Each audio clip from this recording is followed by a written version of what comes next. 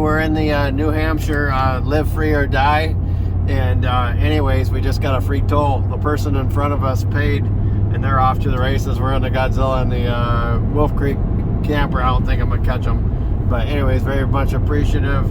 I was wondering why they were slowing down, and I almost ran them off the road. No, I'm just kidding. But anyways, they paid. Very grateful that people in front of us paid for it. So it's really cool when people do that at the toll.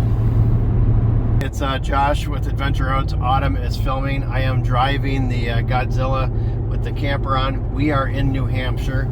We just had lunch. We met with one of our subscribers. We're from Michigan, and we happen to be coming through New Hampshire. We're on an East Coast trip, and we've been seeing all kinds of sights. And one of our subscribers, Twin Brooks Acres, has a channel, and we're going to go ahead and head to his farm. He's going to show us his barn that he's restored. The barn is from the 1850s.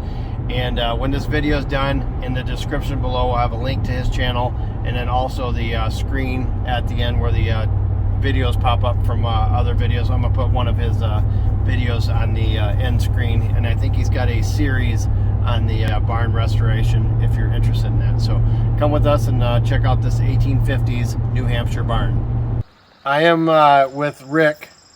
He has the channel Twin Brooks Acres. We are in the middle of nowhere, New Hampshire.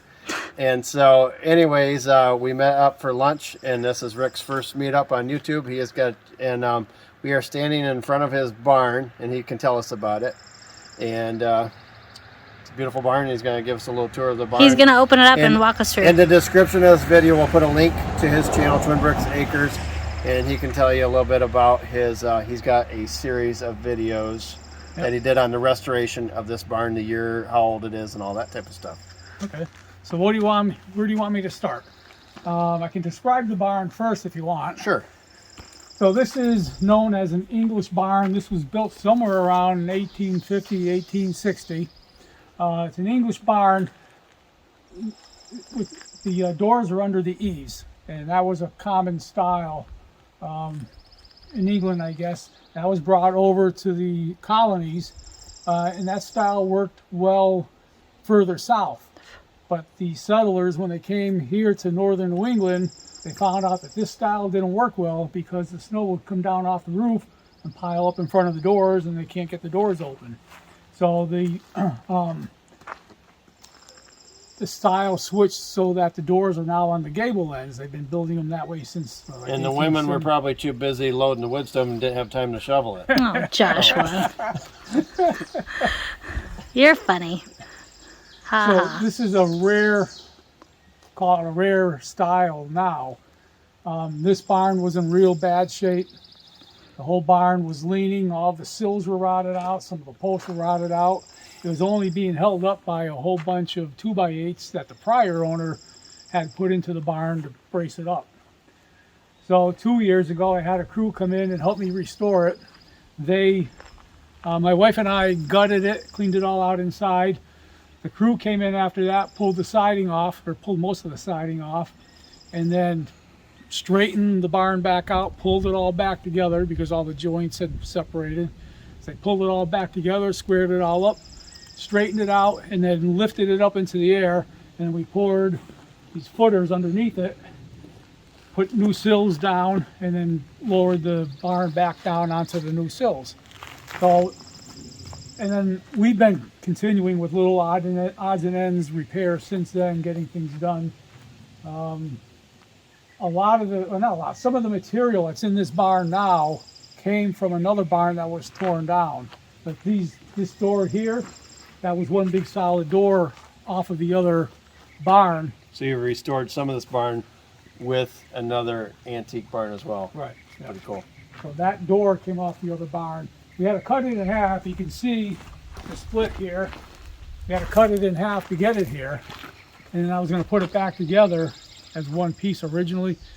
But then I liked the fact that we had two separate doors there. I can slide just one open if I need to just open it up a little bit, get it in and out. So I left it as two doors. And then at some point I'll get around to trimming the pieces there, trimming off the gaps. What is the exterior of the barn? What wood is that? I'm not sure what kind of wood it is. Probably pine. That's what it kind of looks like. Yeah. All of these boards are off of this barn.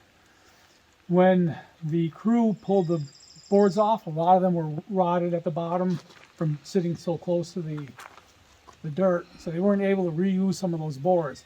All of these are from this barn. A lot of the other boards from the sides and the back are off the other barn that I purchased, the material that I purchased.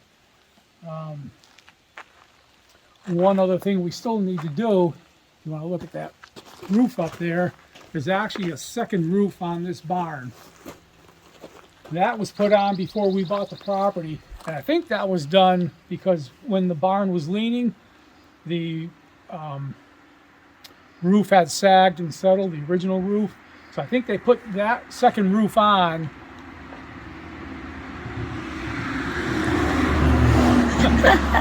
Car has to pass. In order to give it a straight roof. But now that the barn's straightened out, that roof has some waves and dips in it. And you got this corner over here that I call the pagoda roof that's sticking up. Mm-hmm. See that? Yep, I can see that. Yeah. And if you look underneath, you see that drip edge here, that silver piece. Yep. That's part of the original roof. Okay. So what we want to do is take that second roof off and get back down to the original roof. Okay. They have to lift up this barn? Is that what they did then? Yep. So they lifted this up to put how much concrete did you put on this? Like 4 I inches? think it's 4 inches, Yeah. yeah, and then another 4 inches of gravel below it. Okay. This is Maple's Shade Cottage? Maple Shade. Maple Shade Cottage, okay. That socket I was looking So it's for. Maple Shade Cottage. Yep. Okay. So the story behind this sign is we don't know where it came from, but we found it in a loft that was right here, right above my head. Really? Yep, there was a loft that came through. Up in that front corner there was a chicken coop. And above Okay. that chicken coop was a loft that came out to about here. And It was up there. yep, it was up in the loft, and we never even knew it. We've been Maybe- here 20 years, never even knew that this was up there. So as we were cleaning out the barn, I was up in the loft throwing stuff down here to Sharon, and grabbed a bunch of wood and tossed it down. And then I saw that letter E up there at the top. That was at this end. It was laying down on the floor here. And I brushed it off. Hey, there's some writing on here, some kind of print. And that's where we found So the someone sign. must have called this place the Maple Shade Cottage before. Yeah, either that or it came from somewhere else. I don't know. And Rick's got some Neat. videos where he's done some maple syrup. Yep. Oh, okay, interesting. Good. So this sign, eventually, I'm going to hang up on that beam up there. I'm going to hang from that beam. Nice. And then I might even put some lights on it. We'll see. Yeah, that would look really good. Really good. You'll Yes. highlight the green porcelain. I'll just put those up. So Rick hung up these type of lights, these green porcelain lights. Those are kind of like lights that you and I had talked about on a pole barn. That type like the of old style. barn Yeah. lights. Yeah, very cool. Yeah. Very cool.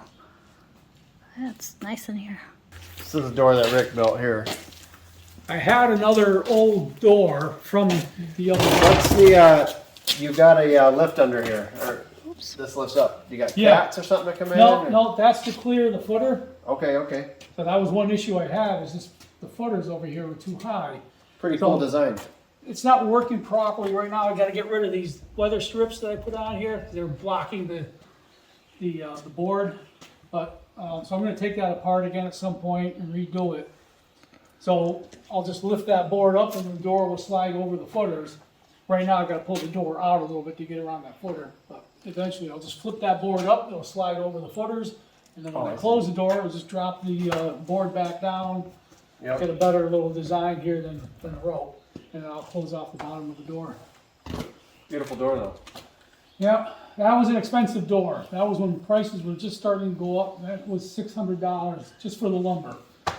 I had a door from the other barn the barn material. You wonder how long it took them to build this barn in 1850, and you wonder how much it cost in 1850. Yeah. It was all set on stones, and there were some huge boulders in the ground here, the cornerstones for the barn. Yeah, if these boards could talk. I imagine these were a lot of them locally milled. Yeah. Yeah. Hauled in by horse. Done by horse.